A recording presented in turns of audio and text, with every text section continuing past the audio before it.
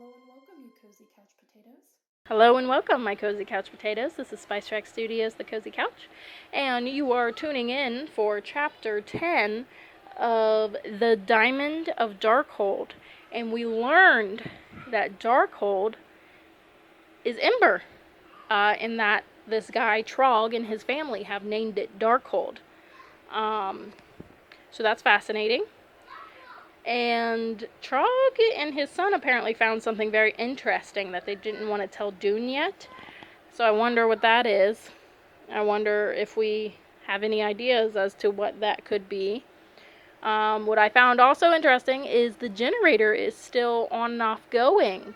So there towards the end, the lights came on and Lina and Doon got to see their city as it used to be for once. And Doon saw Lina and was able to tell her to go home, hopefully, again.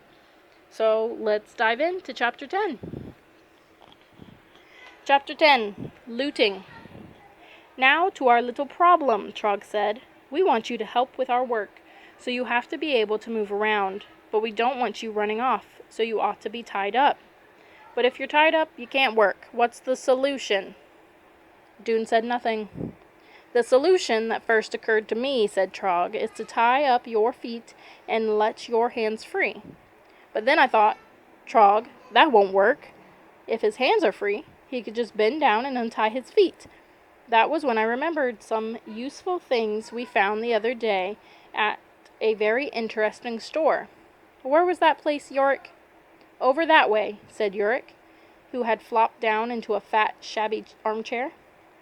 He waved in the direction of Greengate Square. Funny place, full of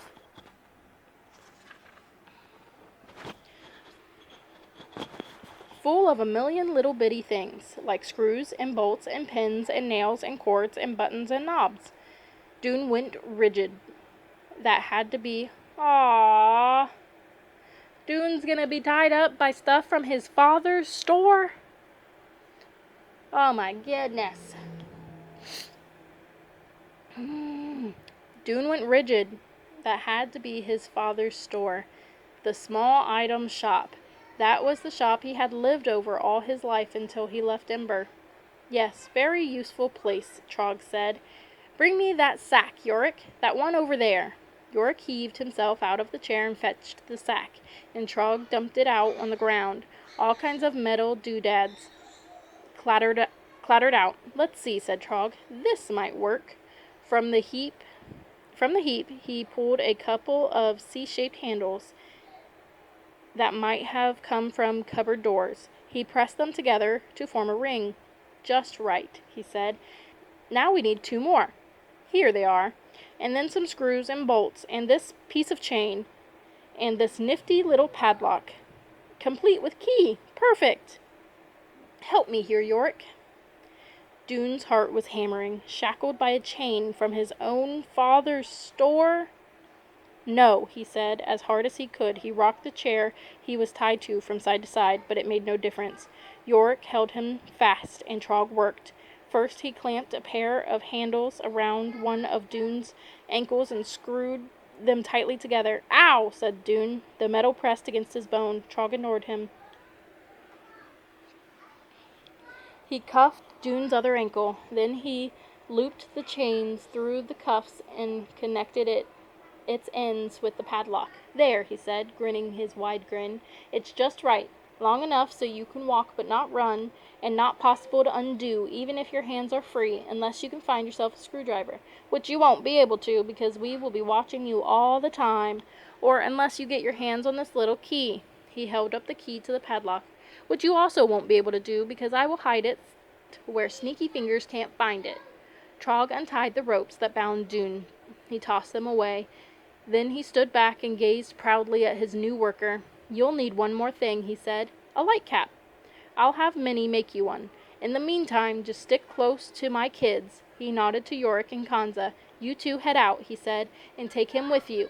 Pick up our bags from where we left them, and then start on that neighborhood there. He pointed over toward the school. I'll bring the wagon and catch up with you in a moment. So the two younger Trogs grabbed Doon's arms, and he stumbled along with them. They headed across the square and around the end of the gathering hall to Greystone Street, where they picked up the bags they dropped when they'd captured Doon. Then they turned around and started down Otterwell Street. The cuffs chafed Doon's ankles, but the humiliation of being a slave in his own city was far worse than the pain. He tried not to think about how impossible his predicament was. If he didn't know where the key was, how would he ever get out of here? He would have to count on Lina to bring help, and the very thought of Lina walking alone all the way back to Sparks made him feel so anxious and so miserably guilty that his knees nearly collapsed. It had been a terrible, terrible idea to come here. He wished he had never found that wretched 8-page book. At the corner of the school street, Trog caught up with them. He was hauling a wooden wagon behind him. Doon recognized it as one that used to carry garbage to Ember's trash heaps. Trog poked Doon in the back. "Move along, Droon," he said. "Work to be done." Doon jerked his head around, furious in an instant. "My name is Doon," he cried. "Not Droon, not Doom. At least call me by my right name." Trog backed away, grinning, stretching forward a big hand as if to ward off a blow. All right, no need to yell," he said. "Glad to see our new boy has some spirit." "I am not your boy," Doon said. "I am my own boy." Kanza, who had hold of Doon's right arm, sniggered. "A fighter," she said. "Isn't he cute?" She made a fake cute face at him, bunching her lips as if she was going to kiss him, and squeezing his arm so tightly he could feel her fingernails through his sleeve. Doon told himself to hold his temper. Flying into a rage would help nothing, but it was very hard not to. They turned onto Market Street and trudged down the block. "All right," said Trog. "After a while we'll start here." They stopped beside a stationery store that Doon remembered had been closed long before people left Ember. Its shelves had held nothing but dust. "Upstairs," said Trog, parking the wagon and leading the way to the apartment above. "Open everything," he instructed Doon. "Drawers, cabinets, cupboards, closets, everything. Pull all the stuff out, and we'll sort through it. Any eyeglasses you find, give them to me. I collect them." "Why?" asked Doon. "Because I want perfect vision, of course," said Trog. "Not that there's anything wrong with my vision, but with the right pair of glasses you can see for miles. Sometimes you can see in the dark. I just haven't found the right ones yet. Now get busy." Doon followed instructions. Out came the possessions of whoever had lived here. Sweaters, coats, mittens, scarves, underwear, teacups, soup spoons, knitting needles, salt shakers, bed pillows, bars of soap, and the three Trogs pawed through it. Kanza tried on clothes and looked at herself in the mirror. "Would this look good on me?" she said. "Or maybe this." "No more clothes," bellowed Trog. "You've got enough." Yorick had a comment about everything he picked up. "This is a good knife. I'll keep it." He stuffed it into his bag. "These cups are useless. We already have some just like them." He tossed them away one after another. Some rolled into a corner. Some shattered on the floor. "Look at this ugly shirt. Who would have worn this?" He wadded it up and pitched it across the room. In the kitchen, Trog snatched up anything that looked edible and crammed it into his bag, sweeping the rest off the shelves. Empty cans and bottles and boxes fell to the floor, bouncing and breaking. Doon noticed that this family had still had a fair amount of food when they left the city, enough to keep a family in Sparks going for several days at least. He made a mental note. There might be many houses the Trogs have not yet looted. "All right," cried Trog finally. "We're finished here. Load the stuff in the wagon and on to the next." It was like this the rest of the day. Doon followed along as they looted the homes and businesses of his former friends and neighbors. As they left each place, kicking aside the mess of scattered and broken belongings, Doon had a silent apology to the people who had lived there.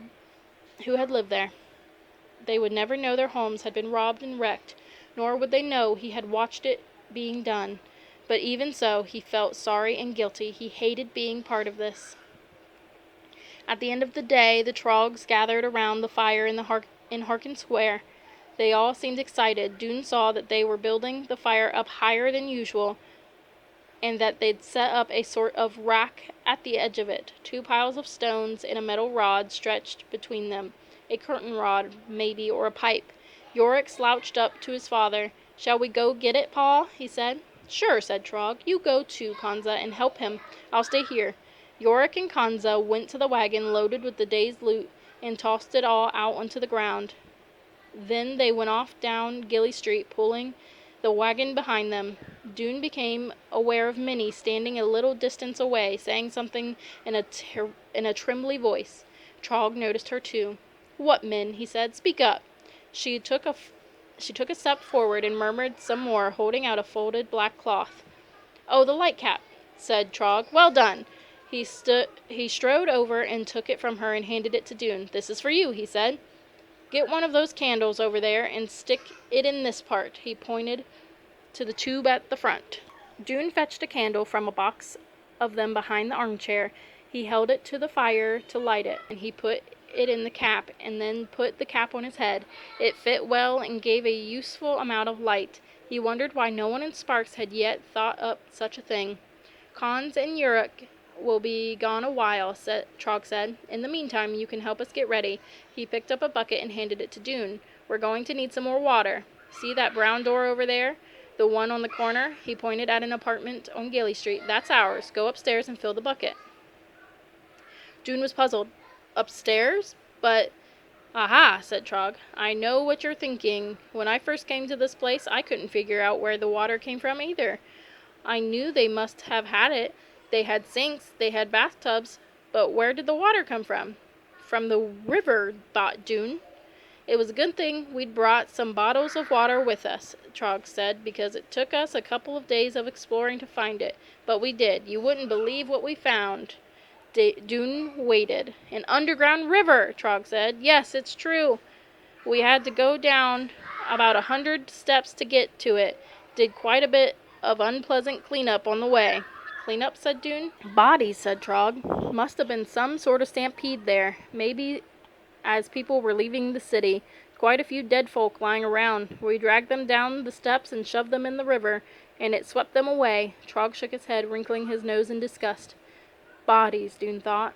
Trog seemed to think of them as garbage, but they were citizens of Ember, people he'd probably known. Caught in the panic of the last-minute exit, inwardly he winced in pain thinking of it, but Trog was going on. "So the river," he said. "When this city was in working order, the water was pumped into the pipes that led to the houses. Now, of course, the pump doesn't work. No electricity." He divided up the syllables, in case Doon had trouble understanding the word. "Have you heard of electricity? It's a kind of magic. Very advanced. It's what makes the stars shine." "I know about it," said Doon. He bit his tongue to keep from saying more. "So," Trog went on, "there was no way we could go down those steps every day and fetch up buckets of river water.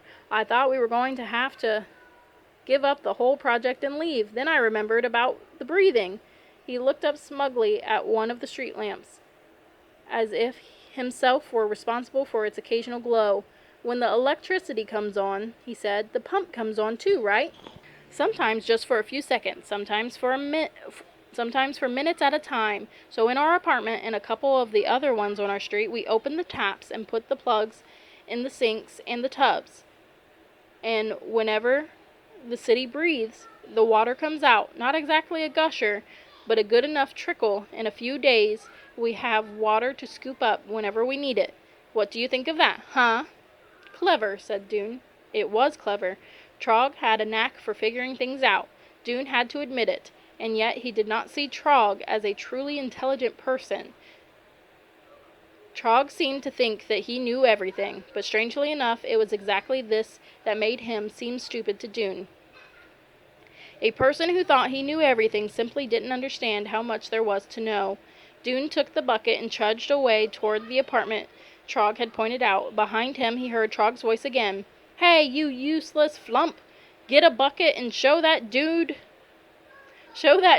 where to go." Doon looked back. The thin boy had picked up a bucket and was lurching after him. Doon waited for him to catch up and followed him through the door, up the stairs and into the apartment that had been turned into the dwelling place of the Trog family. He knew this place. It had been the home of one of his classmates, Orley Gordon, and Doon had been in it a few times during his school years. The room had been tidy then, although shabby, like everything in Ember. Now they were almost unrecognizable. The Trogs must have searched dozens of apartments and dragged everything they liked best into this one. In the orange candlelight, he saw the main room was crammed with furniture. There were 5 beds, 6 fat armchairs, a brown and orange striped couch piled with cushions and quilts and blankets, and 3 tables piled with dishes. Coats and sweaters and scarves and other clothes hung from hooks and were draped over the furniture. Countless boxes full of canned food stood in teetering stacks, the loot from a great many apartments. The boy was making his way through this maze of stuff toward the bathroom. Doon followed him in and saw that murky water stood in the sink and filled about half of the tub. They bent over the tub and scooped their buckets in. Doon took a chance. He knew that the boy might tell on him to Trog, but somehow he didn't think so. "Are they keeping you prisoner here?" he asked. The boy shook his head. "But you don't want to be here, do you?" "Yes, I do," said the boy, hoisting the bucket out of the water. He seemed barely strong enough to do it. His arms trembled.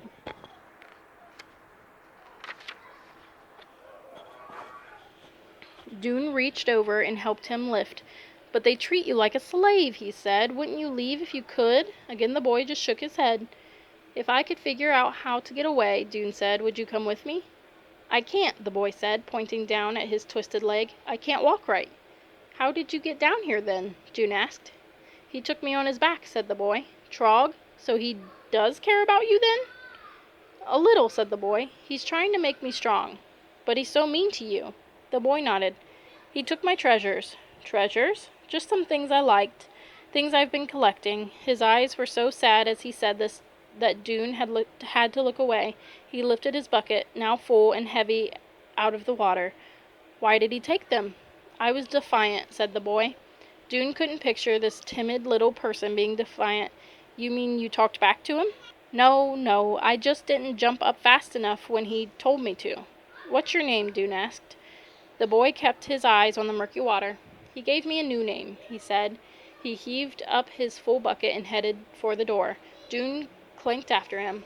"You could help me find the key," he said.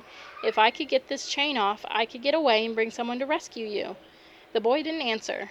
Water from his bucket sloshed out as he struggled toward the stairs. At the top step, he turned his head halfway toward Doon. "He put my treasures on the top shelf," he said. "I can't reach them." "The top shelf of what?" "In the kitchen." The boy set his bucket down, lowered his bad leg onto the first step, got his other leg down with a little hop, picked up the bucket and moved it down 1 step, and repeated the ungainly process all the way down the stairs. Doon followed. They lugged their buckets of water in silence, and when they got to the bonfires, they emptied them, according to Trog's instructions, into a big pot, which Trog set on the fire. Then they waited. The lame boy sat on the ground, leaning against a pile of sacks, with his knees up and his chin on his knees. He stared into the fire without moving.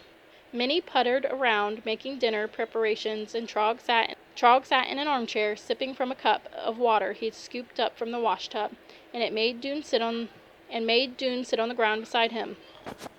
"The day will come," Trog said, "when you'll realize how lucky you were to join up with us here in Darkhold. When that happens, we can get rid of this." He reached down and jangled the chain that bound Doon's feet.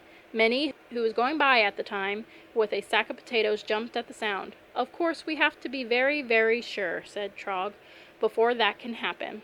That would be one way out, thought Doon, to pretend that he was happy to be here and wouldn't want to run away, but it would take a long time to prove that to Trog. Doon thought of Lina, alone now, and of his father, injured and disabled. He thought of the people in Sparks who had so little to get by on for the winter. He thought of the ancient book about something meant for the people of Ember, something he was longing to find, and most of all, he thought of the great sunlit world. He would rather be there and hungry than here and fed. There wasn't time to pretend he'd grown happy with the Trogs. He had to get away now. All right, that is it for Chapter 10, My Cozy Couch Potatoes. I hope you enjoyed that chapter. Things, like I said, are getting super interesting. Chapter 11 is called The Shepherd, and I will dive into that with you next time. Bye. I can read.